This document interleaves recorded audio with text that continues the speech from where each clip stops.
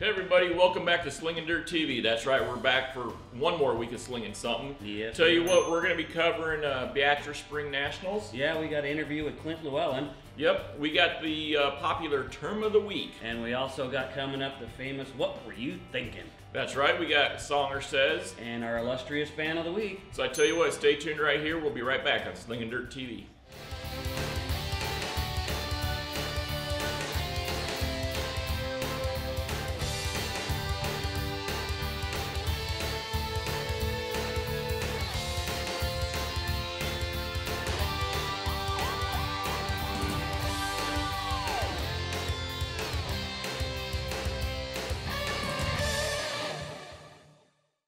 Hey everybody, Buddy Ray here. And I'm JP3. I tell you what, we had a lot of fun. We ended up going to Beatrice Spring Nationals, biggest and the first race here in the Midwest. Here there was what 250 car count, something like that. It was huge. Yeah, when we talked to Derek Fralin and Toby Cruz, they had mentioned that they thought on that Saturday night show there would be like 275, 260, and I think they delivered. I think that is, I mean, you've raced Beatrice. I've never raced Beatrice, but in your opinion, what was the car count like, you think?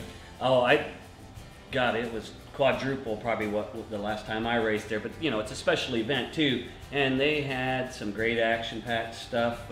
The weather was so fantastic, right, which makes drivers happy. There wasn't a lot of stuff tore up other than a couple in the A-mains, and that's one thing I was going to mention was the amount of stuff that didn't get tore up. Everybody has asked me every year, but why don't you go to Beatrice? Why don't you go to Beatrice? Well, Beatrice being one of the first races of the year, everybody's trigger finger happy, I'm trying to say. You get a lot of stuff tore up because they're rusty. They haven't been in a car for 6 months, and I just don't want to take my car there and get tore up. But your beautiful wife Sandy was talking about how many times she had saw 3 and 4 wide in the corners, and even the track looks like it's been rebanked. You had mentioned that. Yeah, they have, and I think that helped go to 3 to 4 wide racing, but incredibly clean racing. Oh, it was good, tight, clean racing. They redid 1 and 2. It looks like to me they put a little more banking and made. Looked like they put a wall up there. And there's a wall. Yeah, it used to be you went over the berm and out into the cow pens or something. How would you know?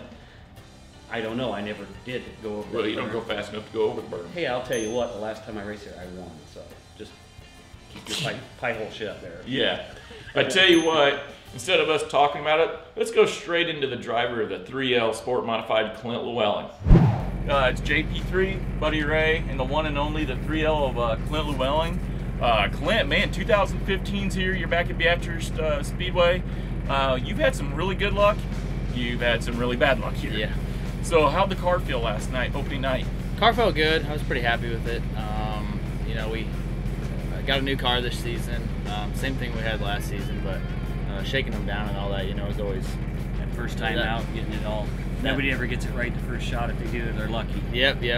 I'd say we got fairly lucky. Last night we came out Thursday we came for the practice session and stuff, and shook it down pretty well. And then last night we had a pretty good car, just missed it in the feature. So, do you ever get nervous when you go to a preseason special like this, shaking a car down?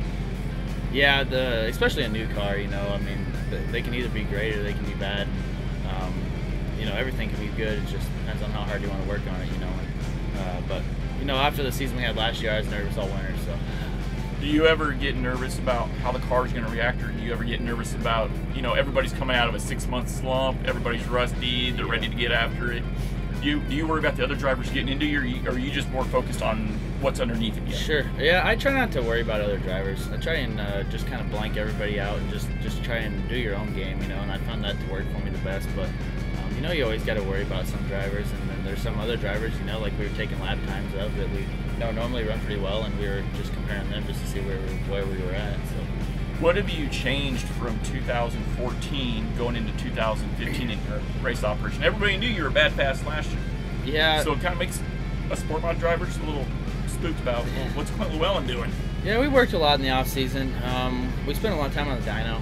We've missed a lot of horsepower in the dyno in previous years, and we picked up about 8 horsepower this year, which a lot of people don't think that's a lot, but when you're all running those crate motors, it's a pretty big deal. So we spent a lot of time on the dyno.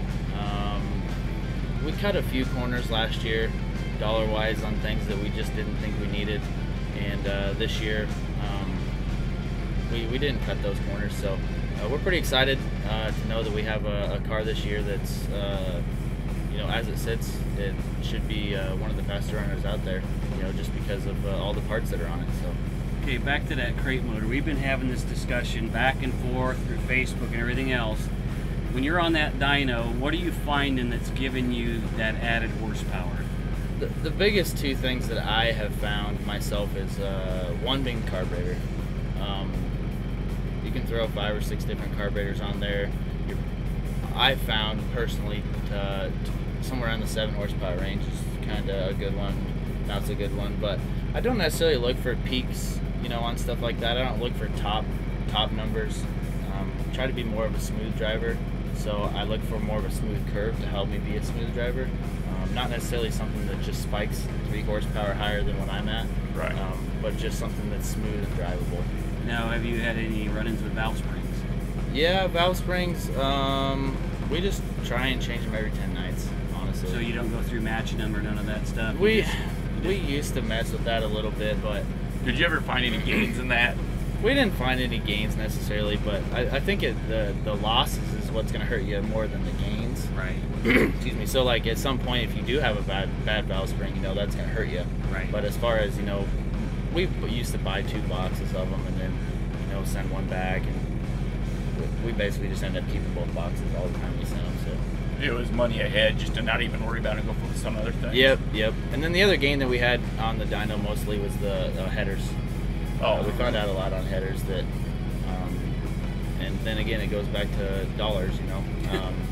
What do you want to spend? And that's what it takes. But you got to equal that out to the fact that any given night, even in a practice, you could ding a header. So do you want to spend $1,000 on a set of headers? That could be ruined in one night. So. Or spend $200 on a set of headers. Either way, they can be ruined in one night. Yep. Right. Yep. I tell you what, for those that have been watching Slingin Dirt, you've seen us with Shane DeMay. Shane DeMay, Kid Smith, 15M. Yeah, doesn't believe in heat. Good Lord, Clint. It's hot here. This is the closest thing to hell. A sauna. Nice. This is a great toter. This is a nice rig. But man almighty, you're telling us right before we did the interview with you that the generator is warm. Yeah. How big a generator do you have in this thing? I don't know what the deal is. We just bought this toter and I don't know what's going on. We thought the heater was stuck on at first, but I don't know what's going on. We slept with the windows open last night. So. Well, I would imagine it's been cool. Speaking of the weather, man, how gorgeous is the weekend at Spring Nationals? Yes. Not too hot, not too cold, no humidity. I mean, you couldn't have asked for anything nicer. Yeah, and last year it got snowed out. Yep. So. Yeah, it snowed out. Absolutely. Tell you what do you think of this big toter and stacker that you got now? Is this really the way to go? Or are you a lot more comfortable in this kind of setup? Yeah. The nicest part about the toter, it doesn't necessarily, it doesn't make anybody faster. It doesn't make anybody, no matter what you bring the car to the track with, clearly has nothing to, performance-wise. But the nicest part for us and what we do is we race as a family. And I have a little brother that runs a hobby stock, Austin, and an older brother, Ty, that runs a sport mod. And my older brother's got 4 kids. And so, and they're all under the age of 6. And it's just nice to let them be able to come in here, and take their naps. Like they just did. Yeah, like they just did, busted in on us. But it's just nice for that, just to be able to do that. And then, with 3 of us going to the track at the same time, only having to haul 1 rig instead of, 2 or 3 rigs. So. Here it is, Saturday night. It's the last night of the Spring Nationals. I mean, I'd say last night, it's only a 2-night show, but it's a Saturday night program. What are you doing to the car differently tonight to win the feature? Yeah, last night we had a quick car in the heat race. We came from the last round, ended up 2nd, and then in the feature, we missed it bad. But we learned a lot from it. I'm from Central Iowa, and I've never seen a rubber down track. I've seen them on TV, but I've never raced on one. And I didn't realize what a rubber down track really is. Yeah, we heard a lot about that today. Until last night when I pulled out onto the track for the feature. And as soon as I went into turn 1 and just kind of got up there and chalked it a little bit, and it tried to bring the left front off the ground a touch, I knew right at that point we're gonna have our hands full. Yeah. But now we know, and we're hoping that it's gonna be the same track tonight, just so we can see if our changes are gonna work. And can't blame the car for it. Got to blame the crew and the driver because the car did everything we asked it to do. It got tight when we tightened it up. So. Well, now that you've been on a rubber down track, you now know what to expect in the future. Did you learn immediately what that track looks like before you even get out there? Yeah, it was tough last night though. It cooled down, and it got dark obviously, and then the dust just was still there in the air, and then all of a sudden we kind of go to staging. And my little brother runs all the way over there to turn 4, and he says, "I don't see no dust no more." And I said, "Uh-oh." And then sure enough, we pulled out on the track, and it was rubber. So, I mean, it turned pretty fast, but we kind of gambled a little bit. We didn't think it was going to – I had no idea it was going to be heavier. I mean, I bet we were turning easily second lap time, if not more, faster in that feature than we turned in the heat races even. Sure. Oh, yeah, I would imagine. Yep. I tell you what, 2015, you and I have talked on the phone. You weren't really for sure where you were going to run weekly. Yep. Do you have any idea where you're going to be at weekly this year? I don't know that we're going to be anywhere weekly. We're not running for the IMSA national points. We had a close run last year for second, but the only reason I feel that we did as well as we did last year is because we had fun. And we traveled to many different tracks. We hit 16 different tracks last year. And we've talked about this too, because I quit running for points last year. I'm a points runner. I said, and he's the points guy, and I said, you know what, buddy? I quit running for points, and I had so much more fun. Yep. It just takes the fun out of it a little bit when you're in that point. There's you're that added stress, and you're just constantly... You get bummed out if the guy who's leading points beat you that night, and you're like, oh, now I'm down by 2 more points than I was last night, so... But Marshalltown, Stewart, we'll still run Marshalltown. We'll still run Stewart. We'll try Harlan a little bit this year. I'm gonna try and get over to Eagle Raceway. I love that track. Yeah, I remember we were talking about that. Yeah, when we come here and like next weekend we'll be in Memphis, and then we'll be in Donaldson, and then we'll go the Frostbuster Series. Okay. Oskaloosa, Fenton, Marshalltown, Boone. So, I mean, there's a lot of tracks. I think 8 tracks right there that we'll hit in the first month of racing. So you might run 2 tracks weekly, but the rest of it will just be hit and miss, drive around, and have fun. Yep, just go to Alta maybe on a Wednesday night. And my old man likes to fish, so I guess we'll maybe go up there, drag the boat with us and fish one day, and then go race Alta the next. So there you go. Just about having fun, That's what we're going to try and do this season, and just see what happens. How can people follow you? On Facebook? Sure, Twitter? yeah. Yep. My wife has Llewellyn Racing Twitter, and she also has Llewellyn Racing Facebook. You can follow us there, and they do a pretty good job keeping up to date. So yes, they do. I've seen that firsthand. Yep, they do. So. Alrighty, well, I tell you what, there's the driver of the 3L Sport Mod, Clint Llewellyn. Clint, you're out of Minden, Iowa. Minburn, the Minburn Missile, Clint Llewellyn. So there you go. Back to the studio. Man, Clint Llewellyn. Great guy. Great guy. One thing about Clint is he is so humble and down to earth. When you watch, a lot of times when I've interviewed drivers in the past, whether it be cup drivers or dirt drivers, they get this big facade where they're all prim and proper and politically correct. And Clint's like, well, yeah, I wanted to go in there and I wanted to work on the Razor chassis. That wasn't him being fake. That's him. He wants to be involved. He wants to learn. He learned a lot. And to me, I think that shows a really big sign of maturity for Clint Llewellyn. Well, you know what? And we've talked about these We Knock You Talk segments, and we actually knocked on his holler door. Yep. And said, hey, Clint, you want to do an interview? And he's like, sure. Sure, come on. And we went into his holler, and it was hotter than Hades in there, but... If you ever want to see what the introduction to hell feels like, go into Clint Llewellyn's holler. You will find out real quick. But he is a nice guy, and he is very humble and knowledgeable, and he's got his program together, and he's working on it by not racing for those points and just going out and running for fun. I think it's going to make his team better. I see a lot of guys in racing. It doesn't matter if you're in a late model, a modified, a sport mod. I see a lot of guys that have got the ego factor. I mean, we all have egos a little bit from time to time. So with that being said, I don't see a lot of that in Clint, and that's really refreshing. Just a really good, down-to-earth kid, comes from a great family, has a beautiful wife. Can't wait to see mini Llewellyns running around one of these days. So his brother Austin, who had the hobby stock right next to Clint. Yeah, he did real well too. He did real well. Congratulations. I found out through the grapevine he just got engaged. So, and There's a lot of that going on. Oh, well, it's Beatrice. There's always something in the water there. So, tell you what, we're going to be going to a sponsor break, and we'll be right back. Where the Eagle Raceway tow crew get hooked on slinging dirt.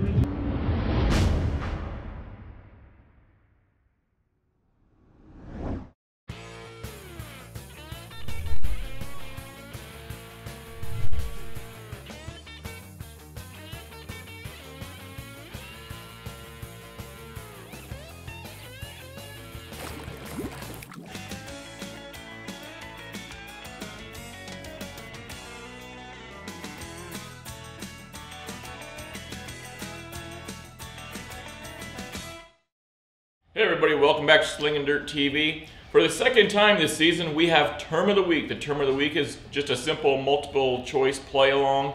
We're going to give you a racing term. It's A, B, or C. We'll discuss a little bit, and let's see how smart you are. God knows we ain't smart. So, the Term of the Week this week is tear off. What do you think tear off is? Well, it could be what my wife does if I was to bring home a $10,000 new trailer. Out the driveway.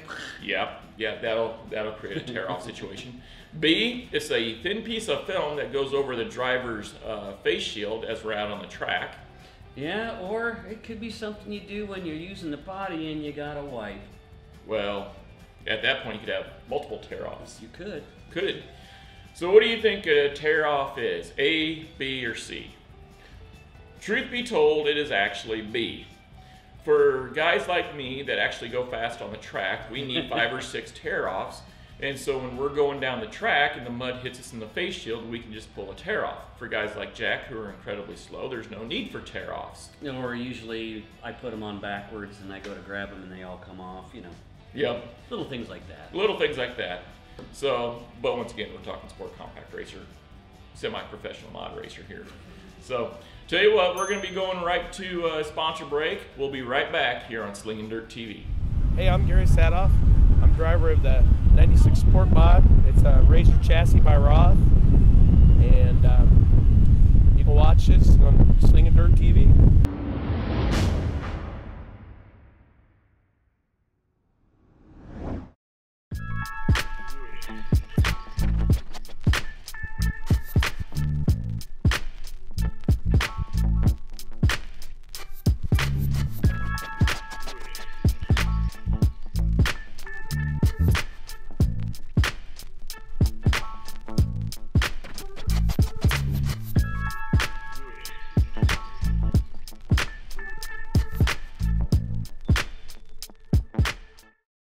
Back to Slingin Dirt TV. We got a segment that we want to do. It's called What Were You Thinking? And for those of you out there, for the millions and millions of interested fans, Clint Llewellyn last year decided to opt out for the new NASA space program. That's right, he launched his car at Beatrice Speedway. Ultimately ended up destroying the car. It's fixed now, but me and Jack wanted to ask Clint. Being we had him cornered. Yeah, it seems that we already had him cornered in the corner of hell. What were you thinking? So I tell you what, let's get at it. And here's Clint Llewellyn with What Were You Thinking? Well, out of Minburn, Iowa, round us out. Green flag flies. Final one, let's go.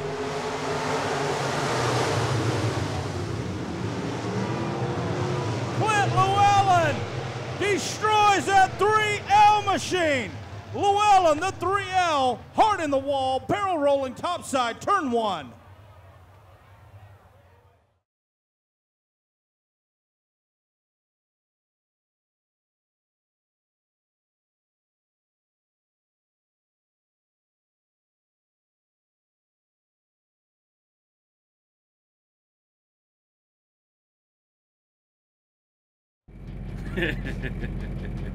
What were you thinking? Take us through that process, because I know you remember that night. I remember it. Unfortunately, it was the night we ended our last year's season in the run for the national title. And then in 2015, where do we sit besides right back here at Beatrice Speedway the first night? But what was I thinking? Definitely what I was thinking. I got to back up a touch on that deal. My wife, lovely wife, drew me 149 out of 150 that night. And we started in the tail, which we're okay with, you know. And but they pushed the races back a little bit. They got started a little later, and they docked us 2 laps. So we started 10th, I think 10th or something, and I don't know, but we only had 6 laps, and they took the top 2. Right. And so, being the impatient man that I am, I guess, we just kind of went up and just got impatient, went up there to the top side, and I'm going with the word kamikaze. Kamikazed it right into the wall, is correct. But I guess I don't know, the crazy part about it is I knew I was going to hit the wall.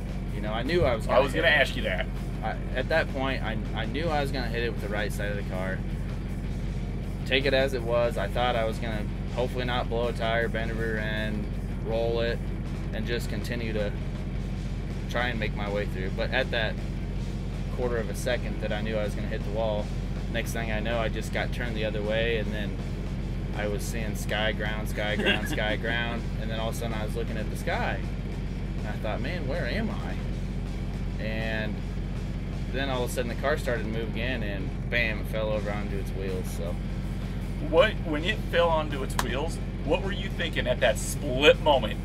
I can see things and they're straight up, so I'm on my wheels. I remember looking over at the catwalk, and I recognized it right away, and it was the right way, so I knew I wasn't upside down or nothing like that. But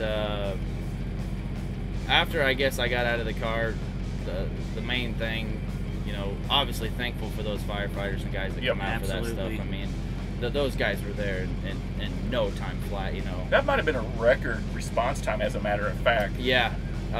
In fact, I've been in touch with the guy that was first there to the car, and he says, "Do you remember what you said to me?"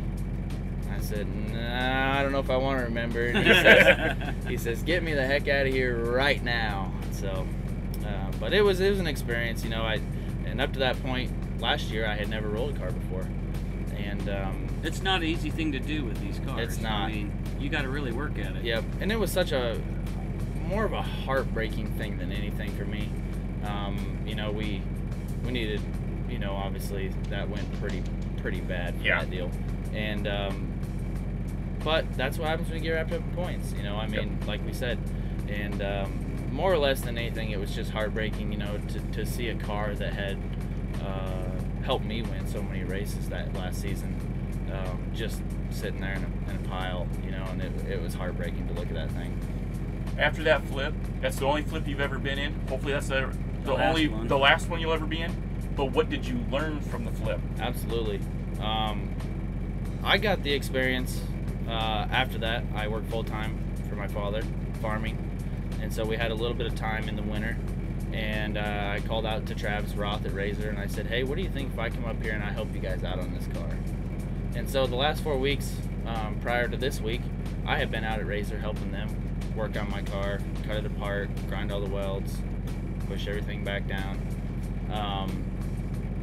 And what I've learned in those 4 weeks that I've been there is what it truly takes to build a race car. It's so much more significant than I thought it was. And now I have, you know, so much more respect for my car now because of what I had to go through to get it fixed. Yep. And for the record, I guess we did get it fixed. Yeah, obviously. And it will be on the track again this year, so pretty excited for that. And I guess we'll move forward from there. There you go. You got it now. You got the story right from the horse's mouth. So, the driver of the 3L Sport Modified, Clint Llewellyn. I tell you what, you know, talking to Clint Llewellyn after he rolled that car, you and I have talked about this. You like to race for fun. Right. You don't like the points race. And I've always liked the points race. To me, I want to know how I stack up against my competitors. And you have talked to me a lot over the course of the winter, you know, get away from the points racing and just have fun racing. And you couldn't have been more right after we talked to Clint Llewellyn. You know, we're asking, Say what were that you again. thinking? Say that again. Okay. I was what? Anyways, when you were discussing this with me, had it not been for the points racing, that probably wouldn't have happened. He knew he was up there in the national ranking. He was trying to eke out the All the highest points he could get in order for a national and I don't blame him, but that's where you're put into a situation that you got to do crazy things sometimes. And yeah, you know, like he said, he had to go kamikaze. He was trying to get that national championship, and it's like the one LED light bulb in my 2-cell brain went off and said, maybe Jack's right.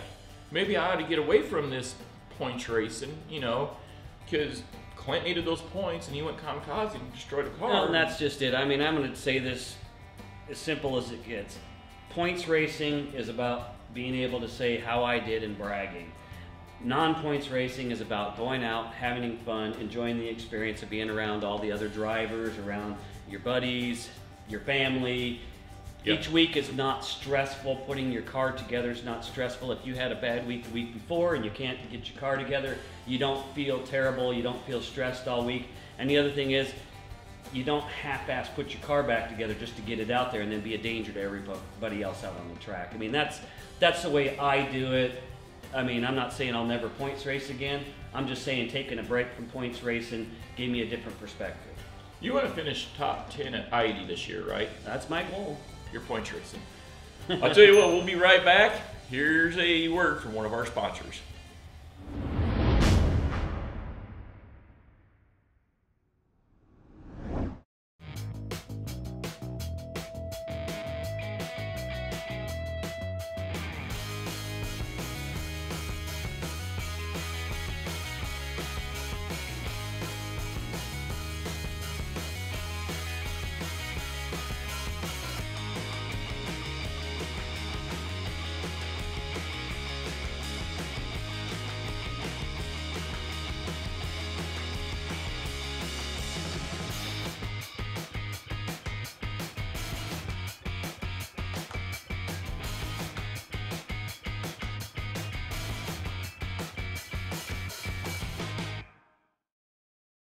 Hey, welcome back to Slingin Dirt TV. Guess what? It's Songer time. Oh boy.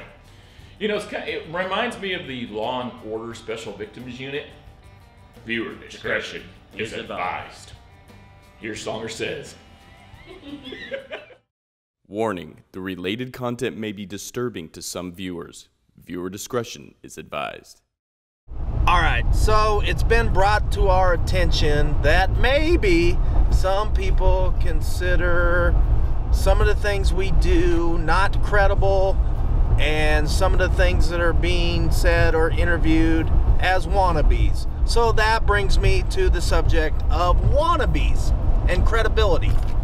So I'm just thinking, before someone should question the credibility of somebody or call them a wannabe, maybe besides just wins and what class they're in, someone should maybe check to see what they do outside the racing world. For instance, the person who was questioned does a lot for charities. He has raised a lot of money for the Children's Hospital of Omaha, has done a lot for a lot of charities, and to me that credibility is more than how many races did you win last year and what class are you in? You are only somebody if you drive a modified. Whatever. You're a somebody as long as you work on your car, get your car ready to go every week, and know something about the sport. These guys who show up and just drive a car, really? So they're what we all should aim for? Those are guys who have run into people with big checkbooks. Most of those guys, yes, they have a lot more talent than the rest of us. I, for instance, am the living proof of Facebook famous. I ain't done shit. All I do is rattle off a bunch of Songer Says videos and videos on Facebook, and people tend to follow me. So I must be somewhat entertaining, I'm guessing. Maybe I'm a wannabe entertainer because I'm not Jay Leno. I don't know. But if we took all the people out of racing who are, I said, wannabes, then who the hell would race? I mean, really, we're on dirt tracks, we don't get paid for it, so where would you not be a wannabe? I mean, I've said it 100 times before. We all do this for fun. So if you're not doing it for fun and you're doing it for a career, you would be in NASCAR. So to me, that says all of us, except NASCAR and the World of Outlaws, late models and sprint cars, are all wannabes. So for instance, say we interview, I mean, I'm not picking on anybody, I'm just throwing somebody out there. We interviewed Jesse Sabe. Pretty well-known name, got a lot of connections, done well in the racing world, very well liked. Most people like him. So we interview him. That's great. We love interviewing people like that. But now, say we interview a Sean Cooney, or someone who's up and coming, you know, or isn't well known, hasn't won a lot of races. The exposure that kid gets, or that person gets from one of the interviews, could possibly lead to sponsorship, which, i.e., in one of the songers says, is what I look for when I sponsor somebody. Don't give a shit you won 100 wins, you've raced everything, you're the greatest thing since sliced bread. If you were, you wouldn't need my sponsorship. I look at people who do things for charities, maybe help out other racers, or other racers like. So, you know, in every sport, there has to be a lower tier. So, like, are we saying the people who play NAIA sports are wannabes? It's pretty talented people in them colleges. Or, you know, people who play minor league baseball or minor league hockey, are they a bunch of wannabes? I mean, that's just kind of a comparison. And I guess it really got under my skin that some guys said we're a bunch of wannabes and we don't have any credibility because of the way one of our people appear. That's BS. That guy does so much for the sport and raises so much money. It quite frankly pisses me off that you even call into his integrity. If you're so great and you're such the slice of bread that everybody wants a piece of, then go make your own damn show. Welcome back to Slingin Dirt TV, and it's that all too popular time. It's Fan of the Week time. Guess what we just got? Airmail. Well, you got beamed in the head for the first time in 3 weeks. I did not get touched. Tell you what do we got there? We got a t-shirt. Looks Nice like t-shirt here. Joel Bouchard There you go. of Bouchard Transmissions. His dad, Bill, owns Bouchard. They actually are a supplier for the Dirt Boss chassis. They design and build them. So our fan of the week is Jeremy Strahan of Ashland, Nebraska.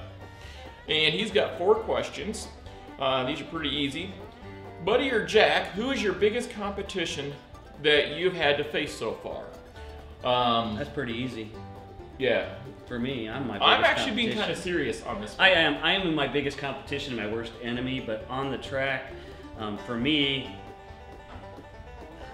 Sobbing's pretty tough when he was in the sport mods, but he's not there anymore. I was gonna say Sobbing. You know, but he's not in the sport mod anymore. But then it would be Gary Sadoff. He's probably the second toughest. Harker's tough. There's a lot of tough guys out there. You know, I've been racing a little bit longer than you, so I've gotten to drive through, or not through, well, some guys might go, yeah, you drove through us. I've gotten to drive against a lot more people than you have over the course of time. And so I remember driving in the B-Mods against Chris Abelson. You think Sabine was tough? Yeah, I'm sure. Abelson was tough. So I've raced against Abelson. I've raced against Sabine in the B-Mods. There was Nelson Volbrick, Kyle Kreiner. The one thing about the B-Mods, the cars are so darn close anymore. Right. You know, like you said, your biggest competition can be yourself, but a lot of times the track itself is the biggest competition. And that's true. And then you got car counts. But the track is the same for everybody. Yeah, the track is the same for everybody. But ultimately, I would have to say, in the history of time, my biggest competition would have to have been, in the B-Mods, or Sport Mods as you call them, would have to be Abelson or Sabi. Yeah. There's a reason they're not in sport mods anymore. Yeah, and there's a reason why we're still in sport mods. Yeah. We just gave Jack a gimme free pass from the Sport Compacts to come play with us. So yeah. I tell you what, Jeremy's second question is, how much time and dedication do you and Buddy and Jack put in a weekly basis to have a car ready to run for the week? Well, I'm not gonna lie, I got about 2 hours in the week. Fred Lauer, my crew chief, has about 35 or 40. Without Fred, yeah, I'm screwed. You are. And you have BJ. Yeah, but he just had a baby, so he's been on the outs, being the good father. So I've been doing all the work this year. But you know what? When it comes racing season, he'll be there, and it does. It takes a lot of work to get those cars. Is that where your 3 extra gray hairs came from the last couple of weeks? Is you having to work on the car? Yeah, pretty much. You forgot how to do stuff? No, I'm more worried about it falling on me in the shop and nobody there to call 911. Yeah, good point. So yeah, you know, Jeremy, in all honesty, like I said, I owe a huge dedication on a lot of things to Fred Lauer.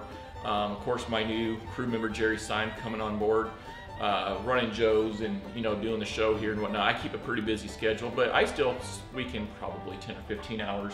I do all the scaling stuff. And like it all that. depends what your week before brought you to. Yep. I mean, it varies. Third question, buddy, do you or Jack see yourselves moving up to like NASCAR or becoming a track owner, promoter someday? Jeremy, how much Colombian grade crack have you been smoking? We are not ever going to NASCAR. Unless you know something we don't know. Yeah, no kidding. Although, and it's not a secret, I'll be 40 in April. I've always wanted to be a promoter. I thought it would be fun. You have talked about that, but I mean, you could sell. But really, at Joe's Karting, am I not like the promoter there? You are, Yeah, so I always said you could sell ice to an Eskimo. So well, on the certain months of the year, I could do good on and that. as far as me, I'm getting too old for that stuff. So I might be touring with the Old Folks Golf Cart Association next. But oh dear, look, can you handle that much power? And number 4. Really, Jeremy? Are you trying to be on like Comedy Central here or something? Buddy and Jack, which one of you, and when it happens, who will be the first one of you to win track championships? Funny guy. Jeremy, I have been driving for 23 years, and from the bottom of my heart, thank you for putting track championship and my name in the same sentence. Because that will probably be the first and last time that ever happens. I say I have finished in the top 5. I finished second twice. You finished second or third before. I've gotten a 3rd, a 5th, a 6th. I've actually finished top 10 probably 7 or 8 times here in the last 10 years. Actually, more so in the last 2 or 3 years. Track championship. When you're going to run for a track championship, you have to spend a lot of money. There is a lot of money. A lot of time still goes back to the points racing, fun racing. Yep. So, to be honest, no to both of us. Not that we wouldn't take if you're holding your breath waiting for us to win a track championship, you're going to die a lonely person. But right now, because of that question, I will throw out the Bud and Jack season championship for bragging rights on the last show. How's that? There you go. I already won. So I tell you what, thanks for watching Slingin' Dirt. We're going to be back next week, and we're going to see how many more points I got ahead of Jack here on our bragging rights. Yeah, it's not so we'll see you next week.